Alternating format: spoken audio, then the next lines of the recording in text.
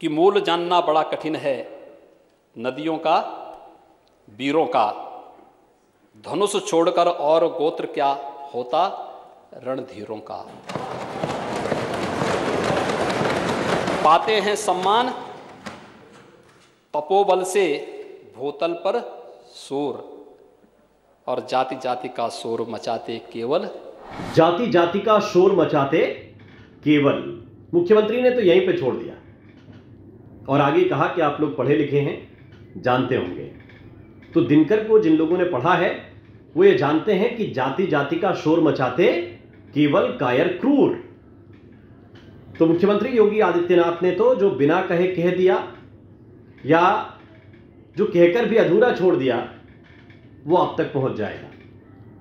लेकिन महाकवि दिनकर की ये कविता, या ये कहिए कि खंड काव्य, क्योंकि बहुत भागों में कई सर्ग हैं इसके, इसका नाम है रश्मिरथी। और रश्मिरथी के प्रथम सर्ग से यह बात मुख्यमंत्री ने उठाई है। दरअसल रामधारी सिंह दिनकर जाति व्यवस्था पर बहुत तगड़ा कटाक्ष करते हैं, बहुत बड़ी बात लिखते हैं, और जहां से उनकी ये मूल रचना शुरू होती है मैं आपको वहां पर लेकर जाना चाहता हूं। उन्होंने कहा कि जय हो जग में जले जहां भी नमन पुनीत अनल को, जय हो जग में जले जहां भी नमन पुनीत अनल को, और जिस नर में भी बसे हमारा नमन तेज को बल को, जिस नर में भी बसे हमारा नमन तेज को बल को, किसी वृंत पर खिले विपिन में पर नमस्य है फूल, प्रणाम करने के योग्य है। किसी वृंत पर खिले विपिन में पर नमस्य है फूल, सुधी खोजते नहीं गुणों का आदि शक्ति का मूल। यह प्रारंभ है और इसके आगे ऊंच नीच का भेद न माने वही श्रेष्ठ ज्ञानी है। दिनकर इसलिए दिनकर हैं, इसलिए रात्रि में उजाला भर देने वाले हैं, क्योंकि वो सच को सच लिखना जानते थे और शब्दों में आग रखना जानते थे। वो लिखते हैं कि ऊंच नीच का भेद न माने वही श्रेष्ठ ज्ञानी हैं, दया धर्म जिसमें हो सबसे वही पूज्य प्राणी हैं, क्षत्रिय वही भरी हो जिसमें निर्भयता की आग। सिर्फ पीछे कुछ विशेषण, कुछ शब्द विशेष लगाने से क्षत्रिय नहीं होते। सबसे क्षत्रिय वही भरी हो जिसमें निर्भयता की आग, और सबसे श्रेष्ठ वही ब्राह्मण है हो जिसमें तप त्याग। ये दिनकर लिखते हैं कि सिर्फ आपकी जाति का सरनेम ब्राह्मण आपको नहीं बना सकता। ब्राह्मण वही है जिसमें तप है, त्याग है, और इसीलिए वो सम्मान के योग्य है। तेजस्वी सम्मान खोजते नहीं गोत्र बतला के, तेजस्वी सम्मान खोजते नहीं गोत्र बतला के, पाते हैं जग में प्रशस्ति अपना कर्तव्य दिखला के, और हीन मूल की ओर देख जग गलत कहे या ठीक, वीर खींचकर ही रहते हैं इतिहासों में लीक। कर्ण के जरिए रामधारी सिंह दिनकर ने जाति व्यवस्था पर जो प्रहार किया वो मैं आपको पहुंचा रहा हूं। ये असल में कविता बहुत बड़ी है, प्रथम सर्ग भी बहुत बड़ा है, लेकिन जो जाति व्यवस्था पर कटाक्ष है सिर्फ वही पंक्तियां आप तक पहुंचनी चाहिए कि तन से समरशूर, मन से भावुक, स्वभाव से दानी, जाति गोत्र का नहीं, शील का पौरुष का अभिमानी, ज्ञान ध्यान शस्त्रास्त्र शास्त्र का कर सम्यक अभ्यास, अपने गुण का किया कर्ण ने आप स्वयं सुविकास। और जलद पटल में छिपा किंतु रवि कब तक रह सकता है। जो सूरज है वो बादलों के पीछे आखिर कब तक छिप कर रहेगा। सूरज है तो चमकेगा, दिखेगा।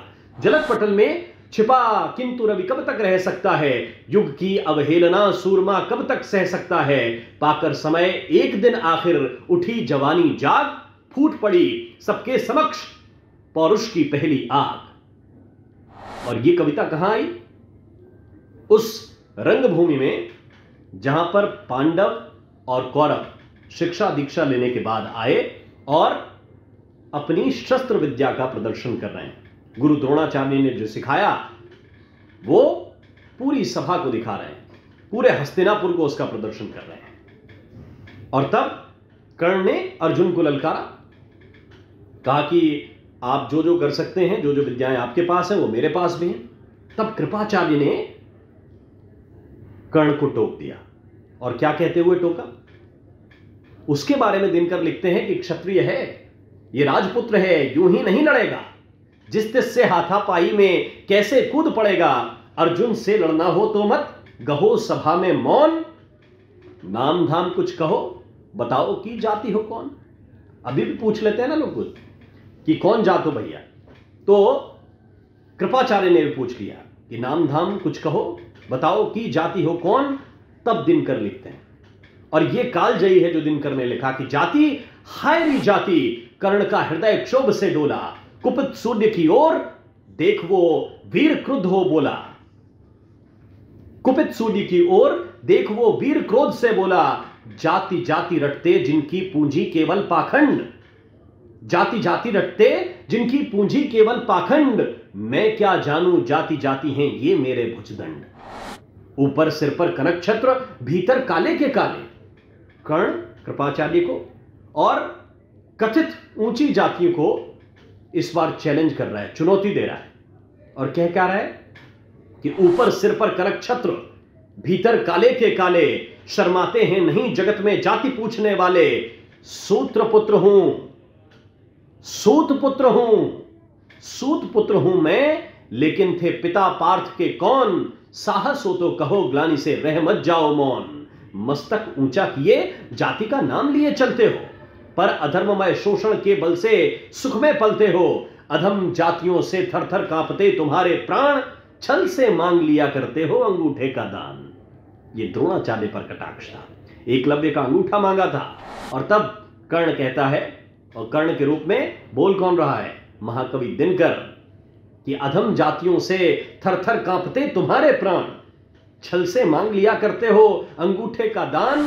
पूछो मेरी जाति, शक्ति हो तो मेरे भुजबल से, रवि समान दीपित ललाट से और कवच कुंडल से। पढ़ो उसे जो झलक रहा है मुझ में तेज प्रकाश, मेरे रोम रोम में अंकित है मेरा इतिहास।